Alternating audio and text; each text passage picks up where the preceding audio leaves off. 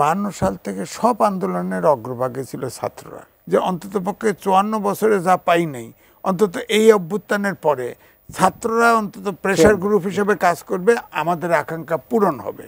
আমি এই জন্যই বলছি যে আমি তো এক ব্যারিস্টারের সাথে বসে ভাইরাল হয়ে গেছি, বুঝছেন না? এই জন্য বলছি যে বৈষম্য বিরোধী ছাত্র আন্দোলন ছিল, আন্দোলনের শেষ পর্যায়ে এসে যখন রাজনৈতিক দলগুলো ব্যানার ফেলে যুক্ত হলো, যেমন আমার বাসা বনশ্রীতে শান্তা টাওয়ারে, ওখানে কিন্তু আমার বাসার চারপাশে ওই নর্থ সাউথের ছেলেমেয়েরা বসে থাকতো।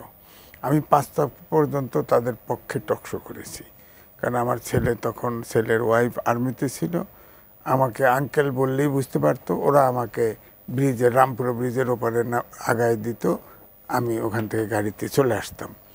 এই সুবিধাটা আমার ছিল। যাই হোক, তাদের অভ্যুত্থানের শেষ ভাগে, শেষ পর্যায়ে একটা দাবি ওঠে, ফেসিবাদের বিলোপ চাই।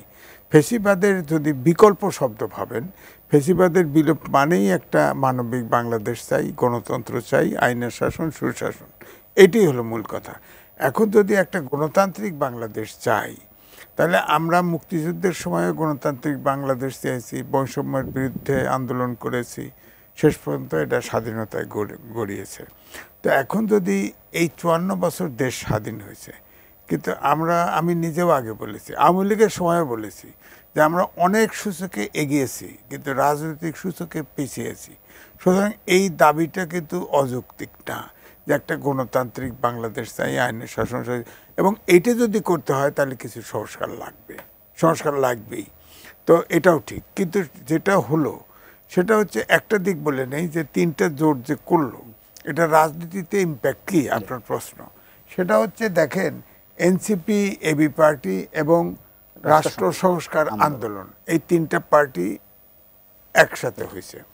তে ধরেন সামনের নির্বাচনে তাদের তেমন কোনো উল্লেখযোগ্য রেজাল্ট থাকবে বলে আমার কাছে মনে হয় না। কারণ এবারে ইলেকশন কমিশন কিন্তু বলছে যার যার প্রতীকে নির্বাচন হবে।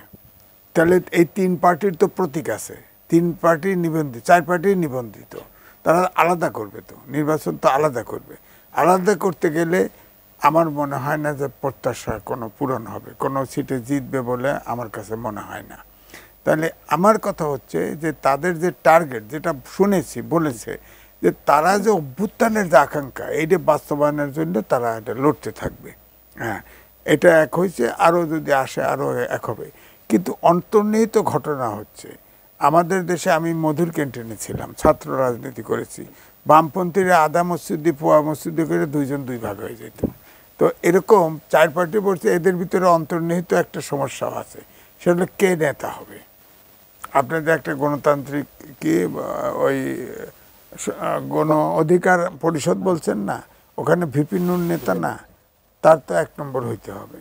কারণ এখানে যে যারা সংস্কার, কোঠার সংস্কার আন্দোলনের যারা আছে এখানে নেতা, তাদের নেতা ছিল ভিপি নুর।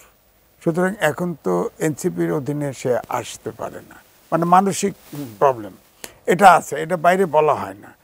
কিন্তু আমার ধারণা যে তারা এই কারণে মনস্তাত্ত্বিক কারণে আসতে পারবে না। আর এবি পার্টির মঞ্জু ভাই, তিনি সিনিয়র ছাত্র শিবির প্রেসিডেন্ট ছিলেন, লোকটা খুব ভালো, সে ওইগুলো কারণে সে তার লক্ষ্য অ্যাচিভ করার জন্যে সে ওকে আসছে। এইটাই, সবাই তো একরকম না, তাই না? তো এখন এই জন্যে আমি বলছি যে এই মুহূর্তে নির্বাচনের আগে তারা কিন্তু, আর হলো এনসিপির যেটা, সেটা হচ্ছে কি, ধরেন 52 সাল থেকে, আমি তো ধরেন 68 সাল থেকে তো সব আন্দোলন দেখেছি, অংশগ্রহণও করেছি। আপনি দেখেন 52 সাল থেকে সব আন্দোলনের অগ্রভাগে ছিল ছাত্ররা, কিন্তু এনসিপির অগ্রভাগে যারা ছিল তারা এত বিতর্কিত কখনো হয় নাই, কেউ সরকারের অংশও নেয়নি। বলবেন যে সরকারের অংশ নেওয়াকে অপরাধ না, অপরাধ না, কিন্তু তাহলে বস্তুনিষ্ঠ তার সততার সাথে কাজ করে এত বিতর্কিত জড়াবে কেন? বিতর্ক যদি হয়ে থাকে তাহলে ধরে নেব অনভিজ্ঞতা, অথবা তারা ইচ্ছাকৃত বিতর্কে জড়িয়েছে।